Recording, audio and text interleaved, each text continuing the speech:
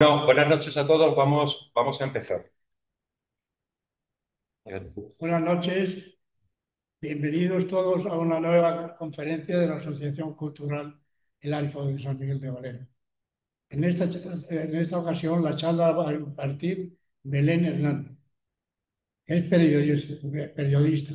Ha trabajado en la Gaceta más de 2 años de corresponsal en los pueblos de la Sierra de Francia y 3 años en la asociación, en la sección de provincia. Regresó a la Gaceta, donde lleva casi 20 años en provincia, campo y local. Ahora ejerce en la sección municipal. Durante meses ha buscado en páginas de periódicos históricos para recabar información en la historia olvidada de San Miguel de Valero desde 1860 a 1939, final de la Guerra Civil.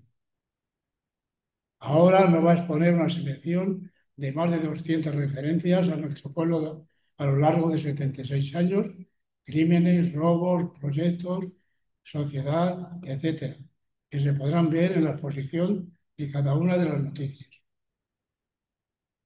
Acabo dando las gracias en nombre de todos a Belén Hernández, al Ayuntamiento de San Miguel de Valero de darnos sus instalaciones y sin más le pasamos la palabra a la ponente, que es mi querida sobrina Belén.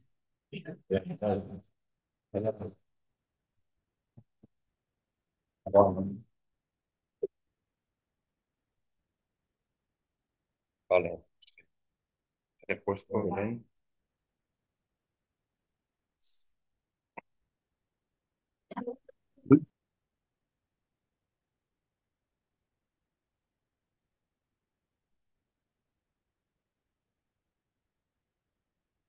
Pues ahí lo tienes. Me quedo contigo. Todo tuyo. Vale. Bien.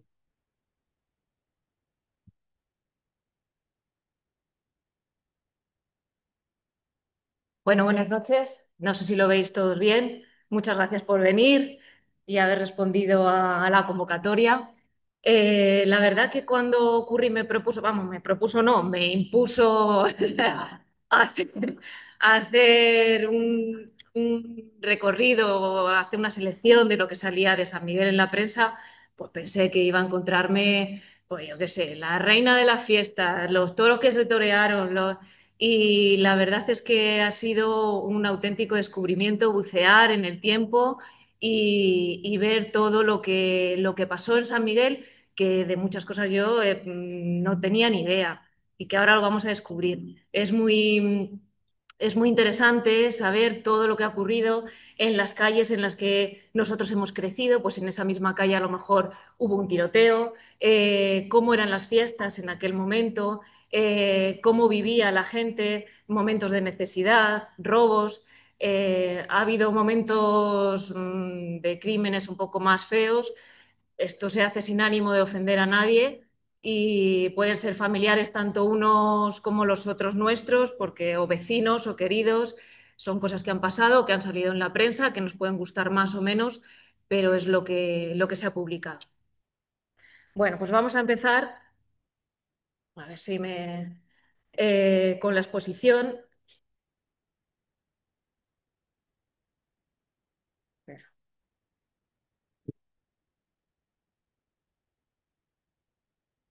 A ver si me apaño. Esto lo podemos cambiar aquí. Aquí. Una de las primeras, aunque lo primero que sale en la prensa en San Miguel es desde 1860, siempre relacionado con temas educativos. Profesores, colegios, asignaciones de plazas. No paraba mucha gente, los profesores la verdad que paraban poco por aquí. Y una de las cosas un poco más serias fue en 1863, que vino un arquitecto provincial a recorrer toda la zona para comprobar cómo estaban los colegios. Vino por aquí y constató en una de sus visitas que los locales de enseñanza de San Miguel y de Valero estaban en una situación ruinosa. Daban clase o en el pórtico de la iglesia o en la casa del propio profesor, por lo que se abrió un proceso para intentar dotar de dignidad a toda esta actividad educativa.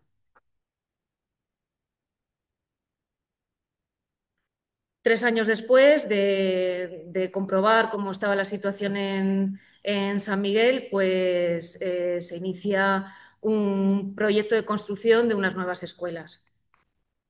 En aquel momento, en 1880, la verdad que había bastante población en San Miguel.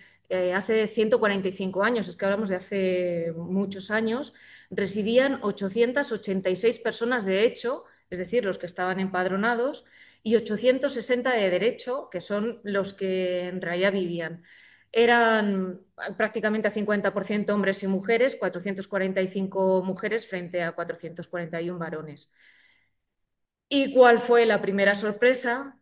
Cuando después de bucear, porque estos son los primeros años de la prensa que hacían referencia un poco a los pueblos y tal, nos encontramos con el primer asesinato en San Miguel, con una población de que no llegaba a 1.000 habitantes. Pues el 12 de abril de 1888 se registra en San Miguel el asesinato de Francisco Navarro Veloso. En concreto, según figura en la publicación del momento, se capturó como culpables a José y Tomás Santos Alonso y a Manuel Sánchez Sánchez. Todos habrían confesado ser autores de la muerte. Eran los primeros años de la prensa y es verdad que imagino que las redacciones estaban muy limitadas, no había mucha gente especializada en judicial, se recogía lo que había pasado en el partido judicial de Sequeros, de Salamanca se iban a Salamanca, y ya no se continuaba, no seguía mucho más. No sabemos qué le pasaría a esta gente, si efectivamente fueron ellos o no fueron ellos, no sabemos. Francisco Veloso era joven, tenía 20 muy pocos años. Es una incógnita lo que le pasó. Sí, muchos de los que estamos aquí estuvimos también en la charla de José Luis Zarza y nos habló de una operación a un niño que tuvo mucha relevancia, pues ese niño era Isaías. Era un niño que con 2 años sufría cataratas congénitas y hace 135 años le operó Cayo Alvarado, que se presentaba como profesor libre de oftalmología, médico y oculista. En las secciones de anuncios, el hombre, no sé si lo pagaría, ponía a todas las personas que habían operado, de dónde eran, el resultado y tal. Y no sé si es habitual que un niño tan pequeñito que tenía 1 año, perdón, he dicho antes 2, que tenía cataratas congénitas, no sé si era habitual, imagino que no, que le operaran. Bueno, pues llegamos a un momento impactante también en San Miguel, que creo que fue la primera vez, por lo menos que salió en la prensa, pero no la única porque sucedió otra vez más. Era el día de la fiesta de San Miguel, en 1899, y durante la corrida de dos novillos se desprendieron dos balcones en los que, según narra el periodista, había cerca de 100 personas que cayeron de una altura de 5 metros. Entiendo que sería menos porque 5 metros o estaban en el tejado. Inicialmente fueron 52 los heridos, aunque después uno de los heridos, Antonio Marcos y Marcos, que era vecino de San Miguel, murió. Si vemos un poco lo que la noticia titulaba Horrible catástrofe, 52 heridos, y decía, ayer se celebraba en San Miguel la fiesta de patronal.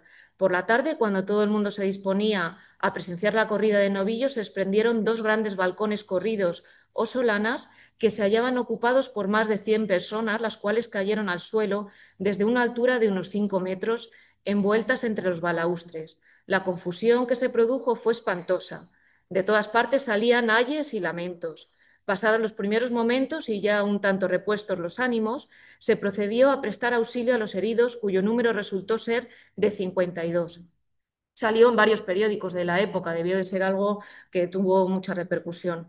Los más graves se llamaban Antonio Mateos y Mateos, Hermenegildo Sánchez Crego, Juana Navarro Alonso, Domingo Íñigo Chamorro, Ricardo Pastela Aránzazu, Odosi Alonso y Alonso, María Navarro y Navarro y José Hernández Chamorro, vecinos todos estos de San Miguel.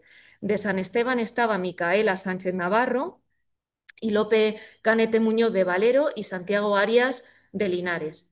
Antonio Mateos y Mateos, que fue el que luego falleció, le tendrá que ser amputado un pie por haberle quedado completamente destrozado. Haciendo referencia otra vez a la charla de José Luis, luego nos contó, no sé si fue en este momento o en otro posterior, que falleció una persona que se cayó de un balcón, que el Ayuntamiento de San Miguel dejó que, bueno, aquí dice de quiénes eran los balcones. Correspondían los balcones, causa de tantas desgracias, a las casas de Santiago Navarro Alonso y Julián Mateos Alonso.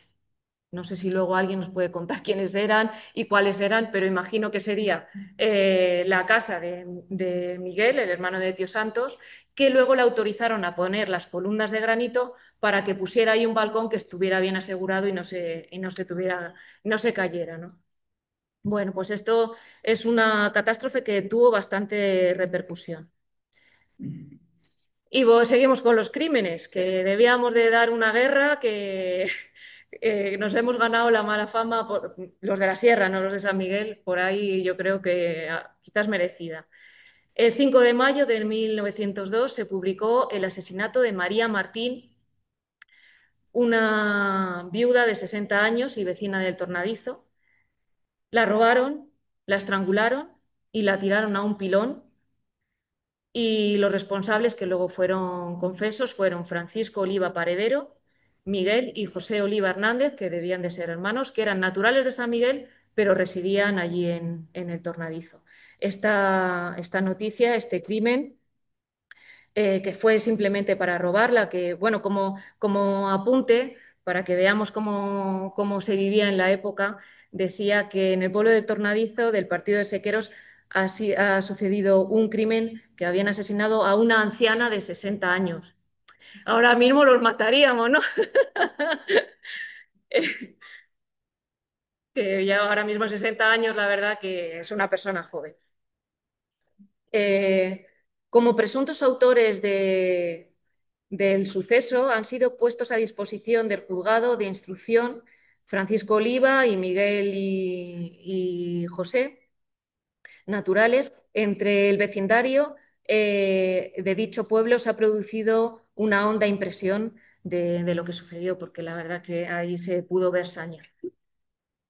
Después de un crimen que participaron nuestros paisanos, pues también tenemos algo que quizás en su momento fue muy esperanzador.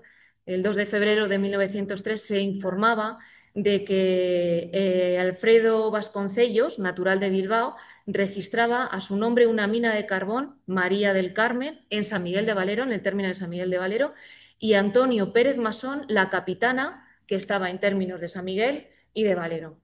No sé si en aquel momento hubo una fiebre por las excavaciones, por el carbón, pero vamos, que estos no encontraron nada en San Miguel y a los pocos años desistieron y se marcharon. Bueno, también había cosas de sociedad. En aquella época, hace más de 100 años, pues alguno de nuestros paisanos era suficientemente relevante como, o tenía amigos en el periódico como para que sacaran la boda. En este caso, se publicaba en una nota de sociedad la pedida de mano de Antonia Calvo, hija del acaudalado José Calvo, y José Domingo Sánchez, hijo del hacendado Miguel Sánchez, que en aquel momento era el secretario del pueblo. Y decía luego que se iban a casar en septiembre, a lo mejor coincidiendo con las fiestas.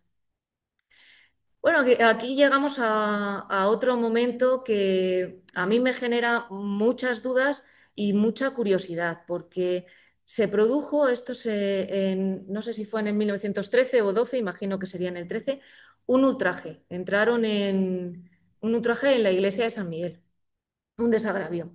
Entraron en la iglesia y ultrajaron el sagrario, y entonces para reparar este desagravio se ofició una misa en la Purísima Salamanca y se preparó el viaje de las Marías, que confieso que no sé si es una congregación que en aquella época se dedicaba a reparar desagravios, para que vinieran aquí a San Miguel a reparar esto. Y las noticias de su llegada, porque la verdad que tenían la visita fijada para el mes de octubre, llovió muchísimo, los caminos estaban embarrados, no pudieron venir, tuvieron que retrasar la llegada, Pues mientras tanto, alguien aquí en San Miguel empezó a preparar un poco el terreno y a decir lo mal que lo teníamos todo, que iban a venir estas mujeres y teníamos todo patas arriba y la mitad de las cosas no las teníamos, y hace una relación que describe que la iglesia en aquel momento en San Miguel era una iglesia pequeña, que le faltaba el sagrario, imagino porque se lo llevaron, que faltaba mobiliario, ornamentación, vajilla, indumentaria y estatuaria, que no teníamos santos, vamos, tendríamos a San Miguel y poco más.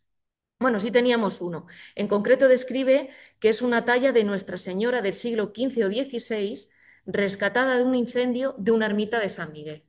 O sea que al fin debió de quemarse la ermita y fueron y rescataron esta talla que estaba en unas malísimas condiciones y el hombre que pedía en nombre de San Miguel todas estas cosas para que cuando llegaran las Marías se encontraran una cosa un poco decente, pues decía que por favor le mandaran una talla de una virgen de la advocación que fuera, que aquí que a la gente le daba igual, que le mandaran lo que tuvieran y que podían salir del paso, sí.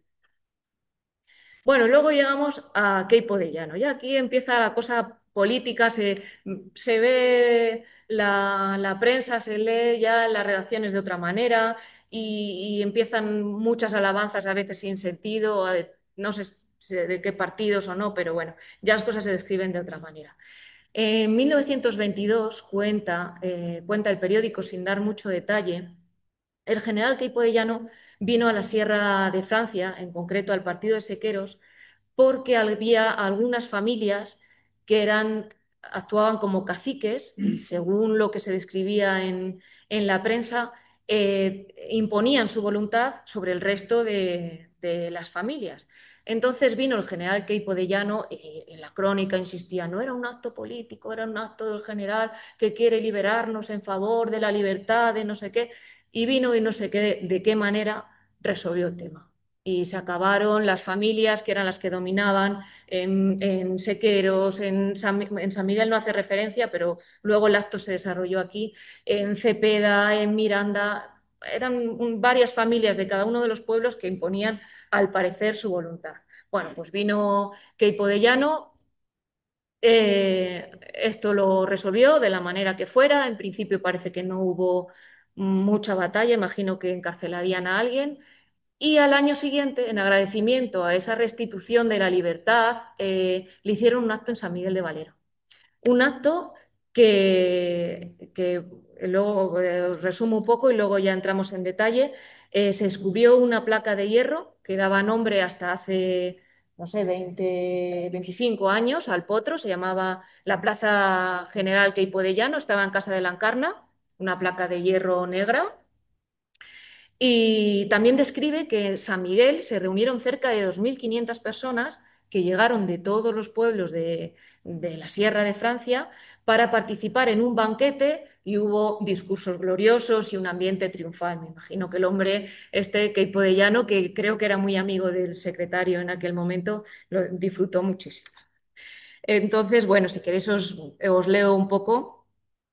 El general don Gonzalo Queipo de Llano supo entender mejor, reactivar el fuego de su entusiasmo patriótico a la gente de la sierra. Sembró a voleo esperanzas optimistas y enarboló la bandera de la libertad y de la justicia. Fue en aquella plaza de San Miguel de Valero, donde la Encarna toma el fresco todas las noches, que el acontecimiento este histórico, fue en aquella plaza de San Miguel de Valero donde tuvo lugar la presentación de los bravos serranos del arrogante paladín convertido del pueblo en la Covadonga de la Sierra. Vamos, este hombre lo sacaron en palio de milagro. Jamás escucharon palabras de más franca sinceridad ni encontraron corazón más ardiente que el suyo que tomara el mando del ejército de la ciudadanía redimida, ni que de tan poco tiempo supiera sumar elementos dispersos, disciplinados, protegerlos y sacar a la luz toda la nobleza del alma, saliera de la justicia de los esclavizados serranos, haciendo un poco alusión a esa situación que no he encontrado nada más, no sé a qué se refiere. Bueno, luego hace muchas alabanzas aquí. Se congregaron el domingo 8 en San Miguel de Valero millares de serranos para solemnizar el descubrimiento de una lápida que da el nombre del general a una de las principales plazas. El primer acto fue religioso, rezándose una misa a la que asistieron todas las fuerzas del Somatén armado al mando del cabo del distrito, don Rafael Moro. Después de este cristiano comienzo, formóse una nutrida y vistosa comitiva que, desfilando por las calles del pueblo, entre incesantes aclamaciones, se dirigió a la plaza donde se ha colocado la lápida que lleva el nombre General Queipo de Llano. La multitud era enorme. Se agolpaba al paso de las autoridades somatenes y representaciones de las sociedades agrarias y pueblos de la comarca. Millares de serranos se dispararon infinidad de cohetes y bombas reales en medio de un entusiasmo colosal como no se recuerda por aquí. He preguntado por la placa porque me hubiera gustado haberla traído y haberos dicho, pues mira, la placa era esta, pero bueno, por ahora no se encuentra, no sabemos dónde está. Pero estamos en el ayuntamiento, ¿no? Estará en el ayuntamiento, no sabemos. Bueno, pues en 1922 llega la luz a San Miguel. El 24 de enero de 1922, el periódico recoge como ejemplo de prosperidad de puesta en marcha de la central hidro-eléctrica de Valero, de manos del ingeniero Lázaro Andrés, que además era el alcalde de Valero, que suministraba energía también a San Miguel y a Linares. El suministro y montaje de los materiales corrió a cargo de la Casa Marol. Se recoge como una pequeña noticia como industria en la provincia. La verdad es que, bueno, es una pena y yo he visto dónde está la fábrica de la luz, que dicen en Valero, que la llaman fábrica de la luz, está cerrada, es una nave cerrada allí cerca del río, a ver si nuestros vecinos algún día la abren y nos enseñan lo que había dentro, porque al parecer luego era como una especie de cooperativa que vendieron todas sus acciones o su propiedad la vendieron a Iberdrola y aquello ya se cerró. Entonces, contaba la prensa que acababa de instalarse en el pintoresco pueblecito de Valero, del partido de Sequeros, una central hidroeléctrica que se ha construido por una sociedad anónima, en la que figura como gerente director técnico nuestro querido amigo, el competente ingeniero electricista don Lázaro Andrés. Esta hidroeléctrica suministra en la actualidad fluido para alumbrado público y particular a los pueblos de San Miguel de Valero, Valero y Linares de Riofrío, teniendo en proyecto ampliar las líneas a otros cercanos pueblos. Yo creo que no se llegó a ampliar. Y luego a lo mejor alguien también nos puede contar si esto tú te dabas de alta y te incluía una cuota si tenías una bombilla, si tenías dos, el horario, eso es muy curioso. Ha contratado el suministro de materiales y ha montado la central La Casa Marol, de la que es gerente el conocido salmantino don Miguel García Holgado, que ha concedido la exclusiva en la provincia de Salamanca al ya citado y competente ingeniero señor Andrés. Industrias como esta deben de ser alentadas por los poderes públicos porque son de todo punto beneficiosas y alientan los intereses materiales de Salamanca, tan necesitada de impulsos de iniciativas de todo género. Hemos evolucionado poco porque estamos en el mismo punto. Todos los días nosotros estamos también reivindicando la mejora del transporte, la mejora de una industria que no tenemos y bueno, hemos evolucionado poco. Bueno, pues esta diapositiva la he titulado El origen porque dentro de una crónica de Valero se explica cómo le contaron, por lo menos al periodista, cómo surgió San Miguel. Es una crónica que el periodista va en 1924 a Valero, incluye la historia de San Miguel. Decía que en esta zona de San Miguel, en sus orígenes, había muchísimos castaños y sus recolectores crearon casas provisionales que finalmente se convirtieron en definitivas cuando hicieron pues, huertos y ya se tuvieron que establecer. Explica, después de explicar todas las cosas de Valero, que es un pintoresco pueblo con mucha producción agrícola, con mucha variedad de frutales, dice que en el lugar que está enclavado San Miguel había muchísimos castaños y para recoger su fruto los vecinos de Valero construyeron unas casetas en las que algunas familias vivían en la temporada de recolección de las castañas. Luego hicieron unos huertos y para cultivarlos tuvieron que irse a vivir definitivamente a aquellas casetas que las convirtieron en casas y después, por la multiplicación de aquellas familias, el traslado de otras a esta localidad que quedó definitivamente creada. Antes contaba bueno, pues, explica un poco también lo que es la historia de Valero, que tenemos mucha conexión con ellos, y me ha llamado mucho la atención que le contaron a este periodista que en la Edad Media Valero llegó a tener cerca de 2.000 habitantes y que era una localidad muy rica con molinos harineros y fábricas de curtidos, de cuya destrucción se culpó al duque de Béjar. No sé si esto es cierto, luego nos lo explicará Curry, si puede ser o tiene credibilidad o no. La cosa es que parece raro que tú a lo largo del río tengas muchas fábricas de las que hay restos y que en 1924 los agricultores se encontraban con estos restos y que de repente destruyas toda esa riqueza. Es un poco raro. Bueno, en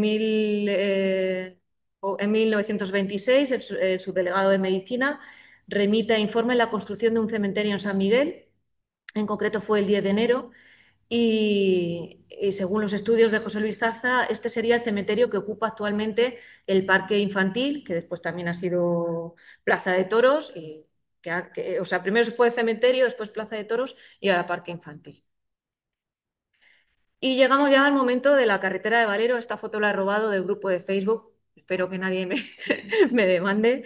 En febrero de 1922 se publica que avanzan las obras del Camino de San Miguel a Valero. También hay publicaciones en 1928 de expropiaciones que se publican en el Boletín Oficial del Camino de Vecinos a Santibáñez. En el 25 se reclama la construcción de un camino a Monleón y de Linares a Sequeros y a Vitigudino. En esta época había muchas peticiones de avance de infraestructuras. Se solicitaron, la gente de esta zona solicitó que se construyera un ferrocarril. Se pedía que las conexiones de Linares a Riomalo, de Linares a Tamames, de Linares a Vitigudino, de esta zona a Ciudad Rodrigo. Y bueno, como hemos visto, pues algunas cosas se han hecho y otras pues se descartaron. Bueno, y como ya habíamos estado mucho tiempo tranquilos, pues tenemos aquí ya un disparo pasional. Antonio Navarro dispara en marzo de 1933 contra su exnovia, María Izquierdo. Tras años de relación que acabaron en ruptura, él no lo aceptó y bueno. Como ella no quiso retomar la relación, Antonio sacó una pistola y la disparó contra ella en el tórax. Después él se disparó en el cuello y acabaron los dos en el hospital provincial donde a María la tuvieron que operar. En esta época es verdad que había muchos disparos, la gente debía estar armada, debía de ser habitual tener un arma, porque no solamente una discusión de novios acaba en disparos, también discusiones luego vamos a ver más adelante, entre vecinos, otra señora, de repente yo no sé si bebió demasiado, tiró pegó 5 tiros, la acusaron en Sequeros de pegar 5 tiros al aire y al final la exoneraron porque, bueno, yo entiendo que habría bebido mucho, se vino arriba, pegó unos tiros al aire y después nadie pudo, como no generó ningún daño ni iba contra nadie, no se pudo comprobar que había sido ella y no la sentenciaron a nada porque en aquel momento no era gratis robar y no era gratis los asesinatos, no, o sea, se penaba con muchos años de cárcel estos comportamientos incívicos y agresivos en este caso, ¿no? En el caso de la pareja esta, pues imagino que el hospital provincial debía pasar un parte a los periódicos y luego estos lo contaban como una noticia de sucesos, ¿no? Y cuentan que a las 4 de la madrugada de ayer ingresó en el hospital provincial una joven vecina del pueblo de San Miguel de Valero que había resultado herida por un disparo de arma de fuego que contra ella hizo su novio. También cerca de las 11 de la mañana ingresó el agresor que había intentado suicidarse disparándose un tiro.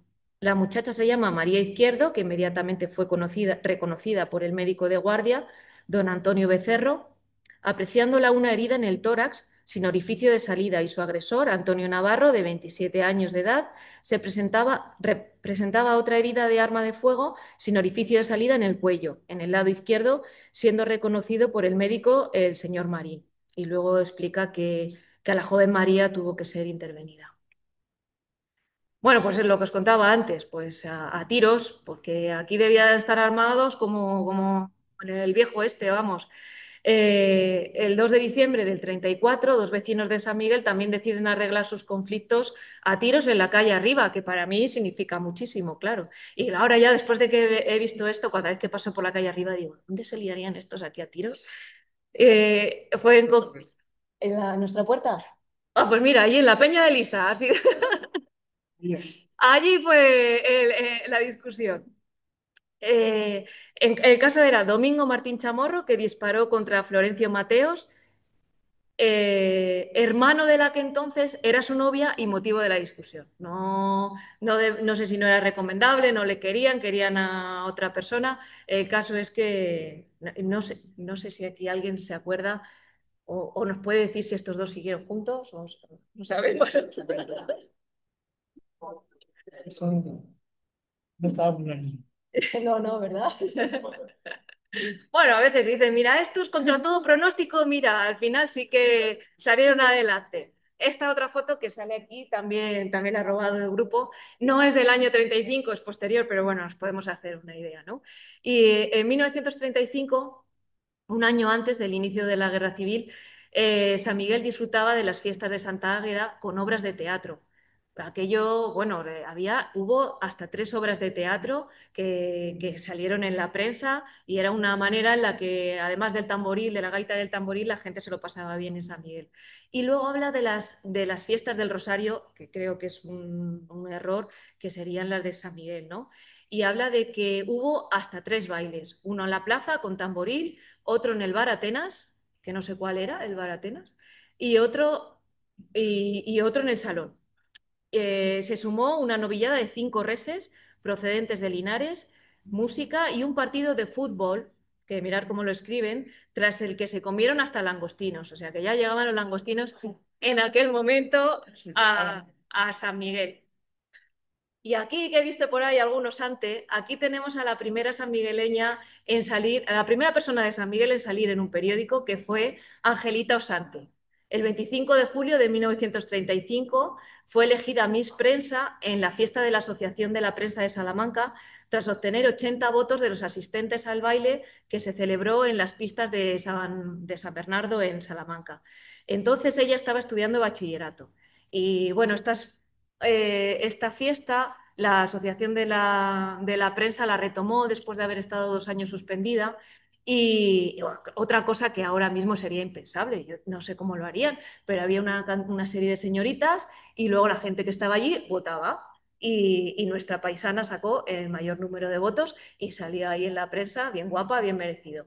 Y de hecho, en esas fiestas, en 1935, en su casa hubo un baile especial un poco para conmemorar que era, no vamos a decir la más guapa de Salamanca, pero de las más guapas de Salamanca sí. Y bueno, esta es una selección de lo más importante de San Miguel, pero en todos estos recortes de periódico, que son más de 200, está subrayado la palabra de San Miguel, podéis descubrir muchas más cosas, de muchos más acontecimientos de San Miguel, aprobación finalmente de las escuelas, aprobación del encauzado del arroyo de la Reguera, de cartas que mandaban médicos y maestros de San Miguel. Hubo, que creo que es un maestro que se llamaba Prieto, que creo que era el bisabuelo de Isa, que fue muy influyente y que mandaba muchas cartas con mucho sentido común, pidiendo cosas no para San Miguel, sino para toda la zona de la sierra. Y os invito a que después, si tenéis un ratito, o si luego decidimos abrir la exposición, leáis con detenimiento cada una de las cosas que ponen aquí porque son muy interesantes. Así que bueno, muchas gracias por escucharme.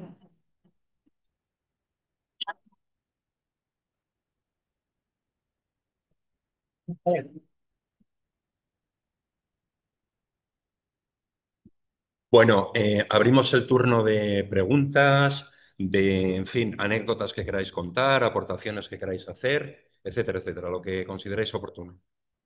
Cuéntanos tu currí, esto de si fue el duque de Béjar el que se cargó toda la prosperidad de Valero y de la comarca. Bueno, difícil me lo pones. Óscar, ¿estás por ahí? Óscar Rivadeneira.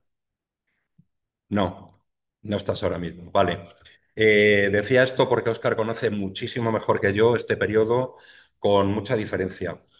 La primera parte de lo que dices es ciertamente muy complicado, ¿no? Saber exactamente qué es lo que hay. Tradicionalmente, todos sabéis que aquí en San Miguel lo que se nos ha transmitido, repito, por tradición, ¿no? Es que de alguna manera, pues bueno, pues nuestro origen está en una fundación desde Valero, es decir, una serie de pastores que están en Valero y que deciden subir, ¿no? Hacia arriba, bueno, y que acaban fundando lo que es nuestro pueblo.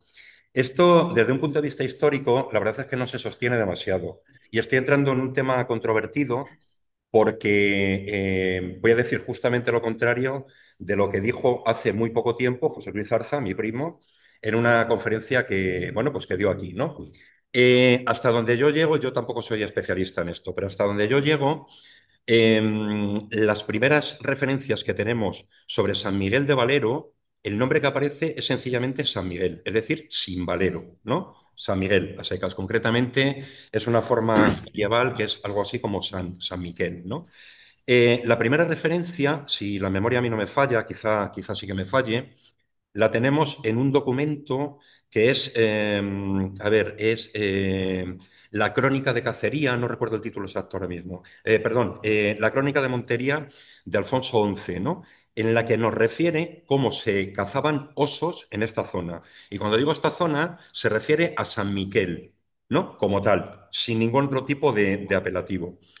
La documentación posterior, que por lo menos la que yo conozco, en la documentación posterior esto mismo se repite permanentemente, es decir, nunca aparece San Miguel. Por ejemplo, es muy explícito el documento de compraventa que, bueno, esto entre paréntesis tampoco me quiero enrollar mucho, que prefiero que hable Belén, ¿no? En un momento determinado, el duque de Béjar compra lo que es hoy en día el término municipal de San Miguel de Valero, Valero, Endrinal, Los Santos, bueno, y una serie de pueblos, lo compra porque lo que quiere es establecer un mayorazgo, es decir, una herencia, simplificando mucho, una herencia para su segundo hijo, ¿no?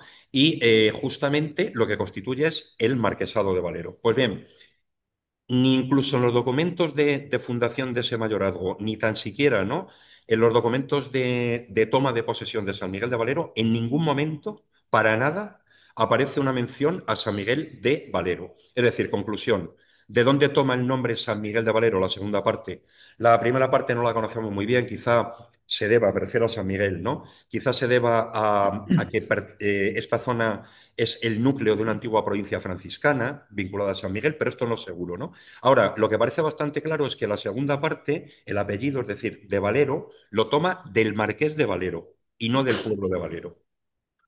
Bueno, del Marqués de Valero y además en un momento muy tardío. No es Baltasar de Zúñiga, el primer de Valero, el primer Marqués de Valero, perdón, el que pone nombre, el que le da nombre al pueblo, sino un segundo marqués. Bueno, y esto es un poco lo que puedo contar. ¿Qué interés tendría, si tiene credibilidad, esto de que fue el Marqués de Valero el que eliminó toda esa industria en Valero? Yo creo que no tiene ningún tipo de credibilidad en absoluto, ¿no? Esto de alguna manera yo creo que se vincula a lo que estábamos diciendo justamente, bueno, pues al hecho de que en estos momentos, en el momento en que tú has recogido información, Valero era un pueblo que tenía más población que San Miguel. Entonces, bueno, pues ahí está un poco el peso, ¿no? Que se le da a Valero frente al propio San Miguel. Pero credibilidad no tiene ninguna. Lo podría haber tenido si en un momento determinado estuviéramos hablando de tintes, que va a ser la base que después los duques de Béjar van a emplear para conseguir alcabalas. Las alcabalas, para entendernos, si me permitís un poco el símil, sería el IBI de hoy en día, ¿no? Perdón, el IBI no, el IVA de hoy en día, ¿no? Entonces, a mayor tinte, mayor IVA, que iba a sus bolsillos, ¿no? Pero claro, es que no es creíble por infraestructura que en Valero existiera este tipo de cuestión. Y nada, esto es lo que puedo decir, poco más. No Sí. sé, vuelvo a decir si está por ahí Óscar. Sí, sí, estoy por aquí. No sé si Óscar, me pues, oís. pues sí, te estoy ahí atracando, pero yo sé que tú eres Sí, muchísimo es más que antes especialista que yo en estaba esta. cenando, aunque he Claro, estado oyendo no pasa toda nada. Sé la que eres charla mucho de... más especialista que yo en esta época. Si nos quieres tú comentar algo, pues adelante. No, el especialista realmente eres tú. No. No, ya ves. Yo creo que quizá no es verídico, como tú comentas, por una cuestión de fechas. porque creo que Belén ha hablado de la Edad Media, Sí. en la época de esa, esa fuerza industrial que pudiera tener Valero y la relación de Béjar con la zona, con Valero y con San Miguel, no llega hasta el siglo XVII del marquesado de Valero, con lo cual nos estaríamos yendo bastante tiempo después. A no ser que ese florecimiento industrial de Valero hubiera perdurado hasta el siglo XVII, y yo creo que ya es un tiempo en la Edad Moderna suficientemente cercano como para que en la documentación estuviera reflejado eso. Y yo creo que eso no está. Hay un libro que es de José Ignacio Díez el Cuaz, publicado por la Diputación de Salamanca, sobre Valero, un libro muy documentado, como todo lo que hace él, y no recuerdo que se mencionara ninguna referencia a un Valero con industria de curtidos más o menos floreciente, ni siquiera que tuviera ese número de habitantes. Pero no obstante, en la Edad Media, que es una edad ya más remota y más oscura, a lo mejor pudo suceder. Pero que los duques de Béjar tuvieron una influencia en esa desaparición o en esa decadencia, yo creo que no. Y vamos, que tú lo has comentado también de una manera clara, ¿no? Bueno, pues muy bien, muchas gracias. Muchas gracias, Óscar. No. ¿Alguna pregunta más? ¿Alguna matización? ¿Alguna cosa que... No, hombre, bueno, de entrada no es ningún marrón. No lo sé, no tenemos, no tenemos ninguna documentación que nos indique por qué, pero es algo muy normal, ¿no? Que un noble, cuando en un momento determinado, digamos, establece el control o compra, porque normalmente es una compra, un territorio, que le ponga su propio nombre. Tenemos miles de ejemplos en España desde Medinaceli. No sabría decírtelo, no creo que exista documentación. Estás haciendo una pregunta que creo que no tiene respuesta. No lo sé, no sabría decirte. Bueno, no sé si alguien tiene alguna duda o alguna aclaración, lo de la luz, cómo empezó en aquel momento, si a alguien le han contado o si alguien lo recuerda.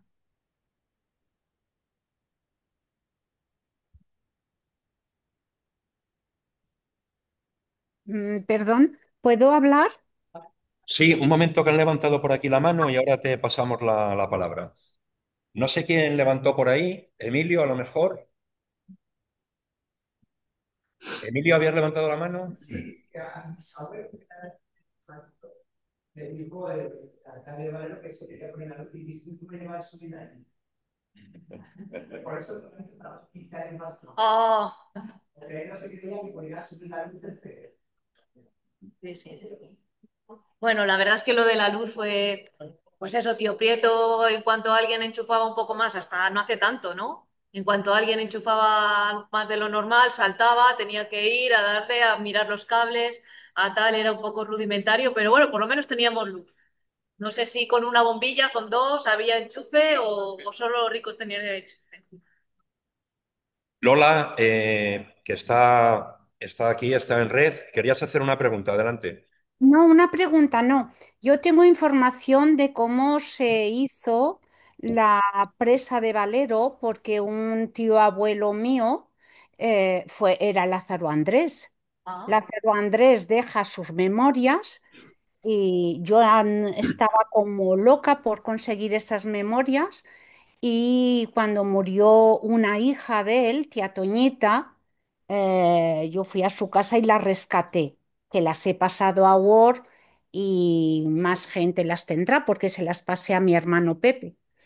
Tío Lázaro, como decimos nosotros, don Lázaro Andrés, estudia ingeniería en Madrid. En 1903 creo que entró en la facultad. No se podía hacer ingeniería más que por el ejército. Y a él no lo aceptaron en el ejército porque tenía una malformación genética y congénita en una mano.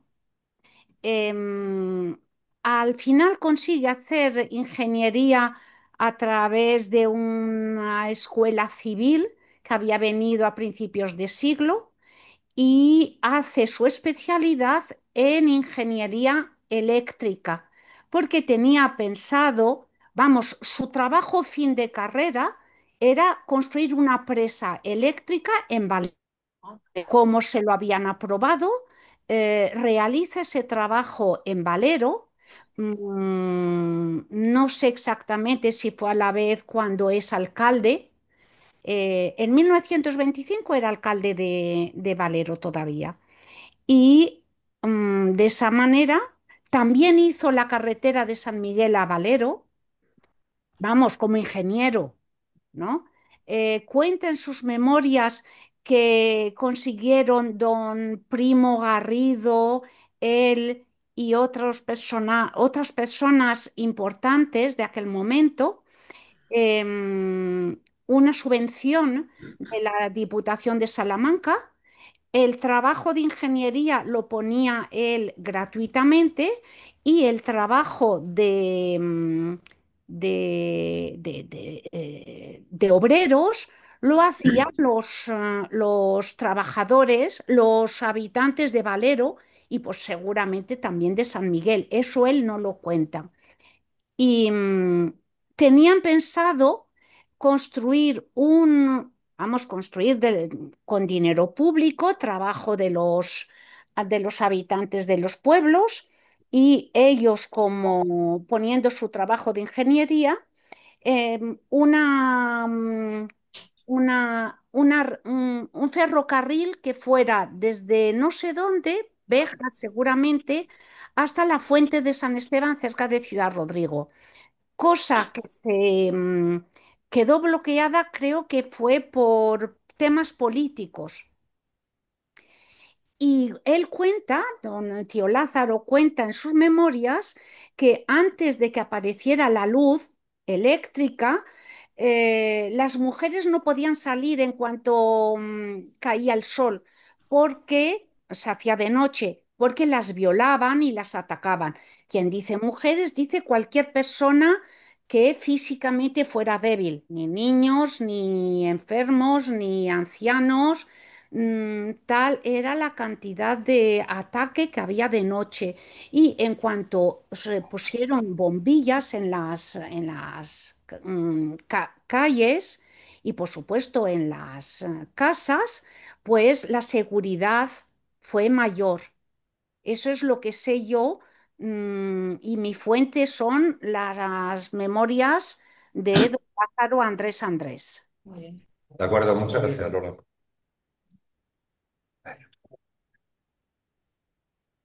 ¿Alguna pregunta más? ¿Alguna cuestión más que queráis plantear? ¿No? Pues venga. Muchas gracias. Muchas gracias a todos por venir. Y ahora, a terminar, va a tomar unos refrescos. Pues está.